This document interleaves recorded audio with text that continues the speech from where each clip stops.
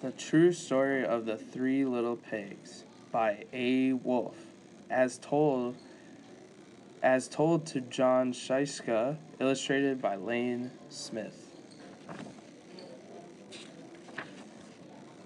Everybody knows the story of the three little pigs, or at least they think they do. But I'll let you in on a little secret. Nobody knows the real story because nobody has ever heard my side of the story.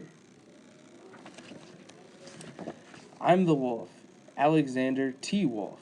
You can call me Al. I don't know how this whole big bad wolf thing got started, but it's all wrong. Maybe it's because of our diet. Hey, it's not my fault wolves eat cute little animals like bunnies and sheep and pigs. That's just the way we are. If cheeseburgers were cute, folks would probably think you were big and bad too. But like I was saying, the whole big bad wolf thing is all wrong. The real story is about a sneeze and a cup of sugar. This is the real story. Way back in Once Upon a Time, I was making a birthday cake for my dear old granny. I had a terrible sneezing cold. I ran out of sugar.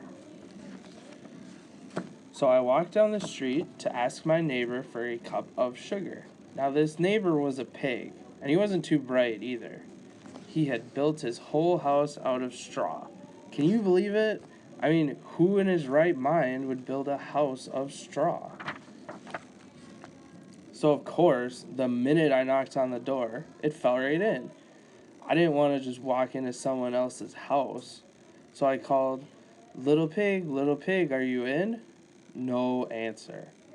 I was just about to go home without the cup of sugar for my dear old granny's birthday cake. That's when my nose started to itch. I felt a sneeze coming on. I huffed and I snuffed and I sneezed a great sneeze. And you know what? That whole darn straw house fell down.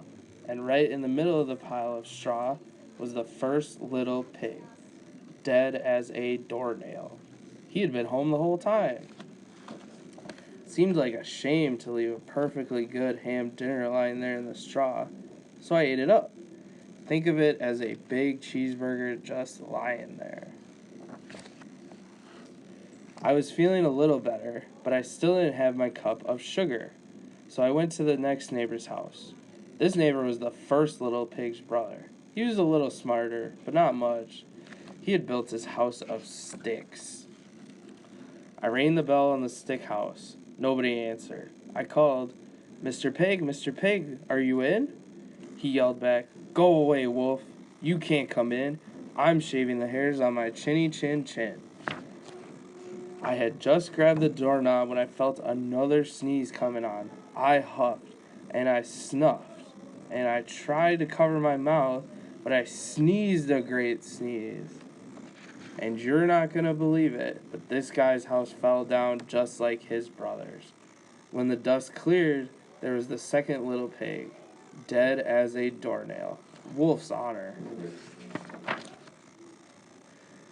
Now you know food will spoil if you just leave it out in the open. So I did the only thing there was to do. I had dinner again. Think of it as a second help aid. I was getting awfully full, but my cold was feeling a little better, and I still didn't have that cup of sugar for my dear old granny's birthday cake. So I went to the next house. This guy was the first and second little pig's brother.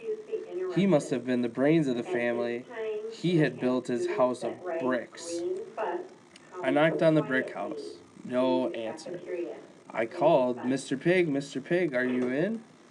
And do you know what that rude little porker answered? Get out of here, wolf. Don't bother me again. Talk about impolite.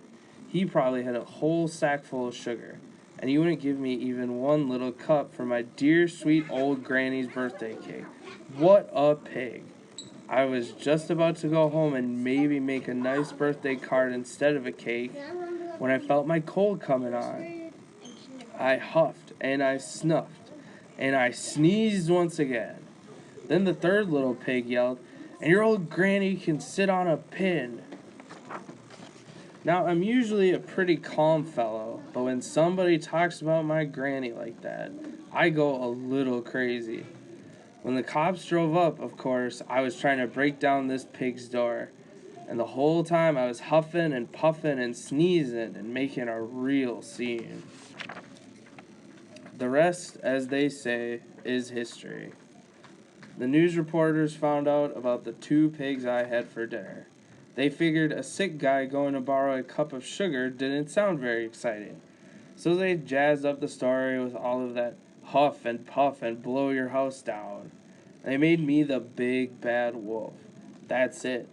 That's the real story. I was framed. But maybe you could loan me a cup of sugar.